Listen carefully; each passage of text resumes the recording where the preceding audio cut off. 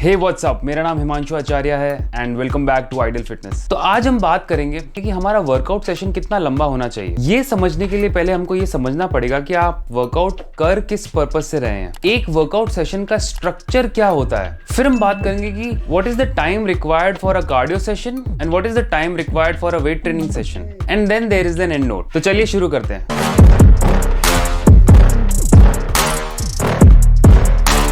Okay, तो सबसे पहले हमको ये पता होना चाहिए कि हमारा वर्कआउट करने का पर्पस क्या है। वर्कआउट दो तरीके से होते हैं, जनरल फिजिकल प्रिपेयर्डनेस और स्पेशलाइज्ड फिजिकल प्रिपेयर्डनेस। मैंने एक वीडियो में पूरे अच्छे से एक्सप्लेन किया है, अगर आप इसके बारे में और जानना चाहते हैं तो you can watch this video. अच्छा, तो क्या आप किसी प्रोफेशनल स्पोर्ट के लिए वर्कआउट कर रहे हैं, क्या आप प्रोफेशनल बॉडी बिल्डिंग के लिए वर्कआउट कर रहे हैं, आप स्विमर हैं, एथलीट हैं, क्या है, तो वो पर्पस डिपेंड करता है। अगर आप if you are a professional तो ऑफकोर्स आपका वर्कआउट का टेन्योर ज्यादा होगा, आपको दिन में 2 सेशंस रखने होंगे, हर सेशन 2 to 3 आवर्स और समथिंग। बट इस वीडियो में मैं बात कर रहा हूँ एक नॉर्मल पर्सन की। आपकी जॉब है, आपका बिजनेस है, आप पढ़ाई कर रहे हैं, you want a fit body, आपको अच्छा एंड्योरेंस चाहिए, स्ट्रेंथ चाहिए, यू वांट नाइस एस्थेटिक्स, आपको मस्कुलर बॉडी चाहिए। मैं उन सभी नॉर्मल लोगों की बात कर रहा हूँ जिनकी लाइफ में बहुत सारी अदर एक्टिविटीज भी चल रही हैं but still with that they want a fit body. तो एक वर्कआउट का स्ट्रक्चर होना क्या चाहिए। जब भी हम एक सेशन स्टार्ट कर रहे हैं तो आपको अवेयर होना चाहिए कि हम एक रेस्टेड स्टेट से एक हाईली एक्टिव स्टेट में जाने वाले हैं। तो वो जो ग्राफ है वो डायरेक्ट जंप नहीं कर सकता, it has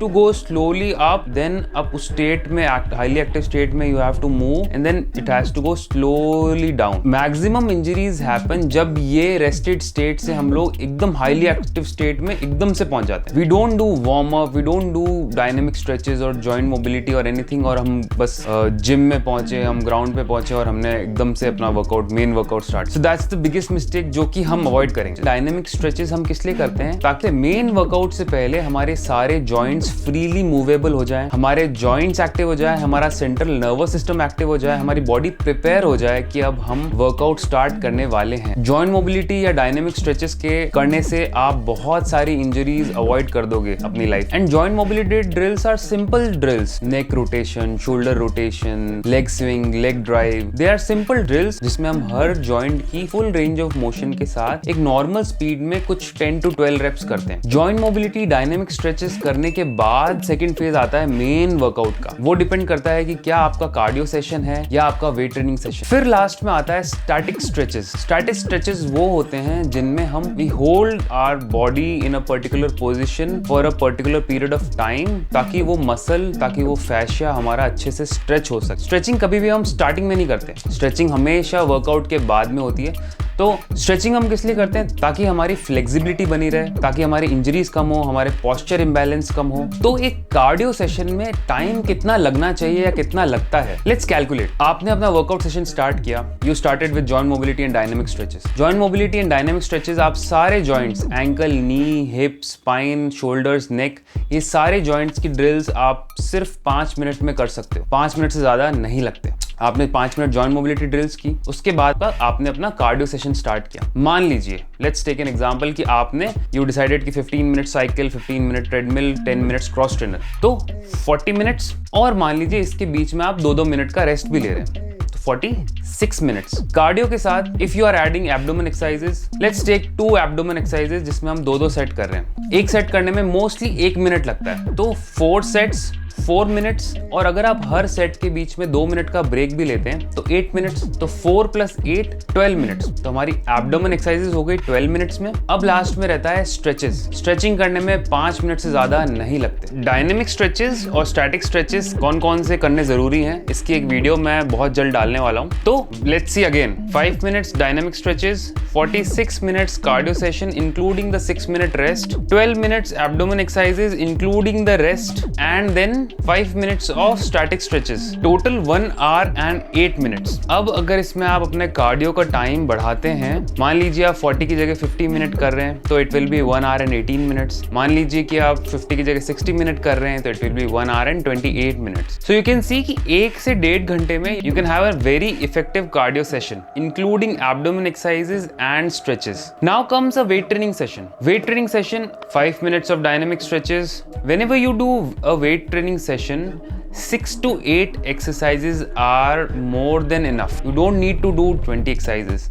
And 2 sets of each exercises. Many would say कि 2 सेट से क्या होता है, 3 सेट तो करने ही चाहिए, 4 सेट करने चाहिए. I am telling you, if you are training for GPP, 2 sets are enough. अगर उन 2 सेट्स में आप फेलियर तक जा रहे हो, आपका प्रोग्रेसिव ओवरलोड चल रहा है, तो आप वो एक हेल्दी स्ट्रेन मसल को दे चुके हो, वो मसल को आप ब्रेक कर चुके हो. उसके बाद सिर्फ न्यूट्रिशन एंड रेस्ट रिक्वायर्ड है उसको रिकवरी के लिए. सो 8 एक्सरसाइजेस 2 सेट्स मतलब कितना हुआ total 16 sets.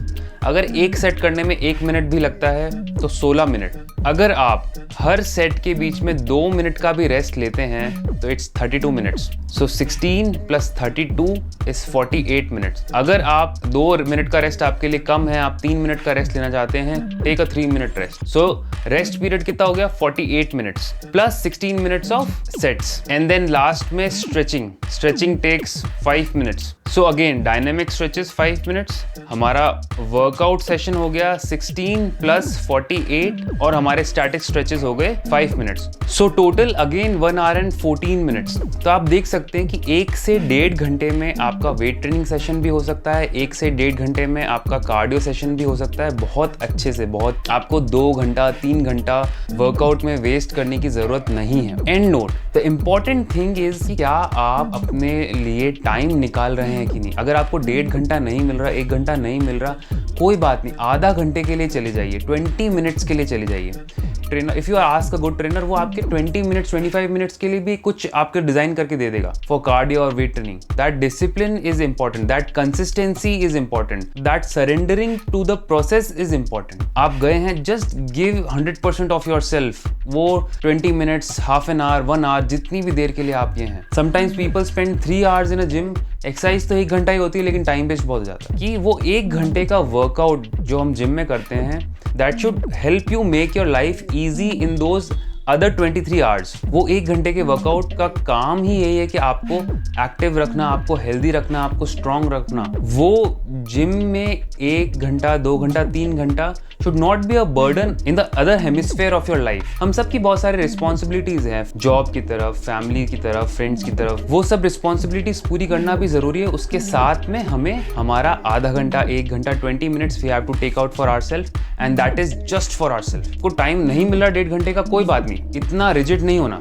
Be flexible. Go for 20 minutes workout. Your presence is important. So that's it from my side. I hope आपको इस वीडियो से कुछ सीखने को मिला हो. अगर ये आपको वीडियो अच्छी लगी, please share it with your friends and family.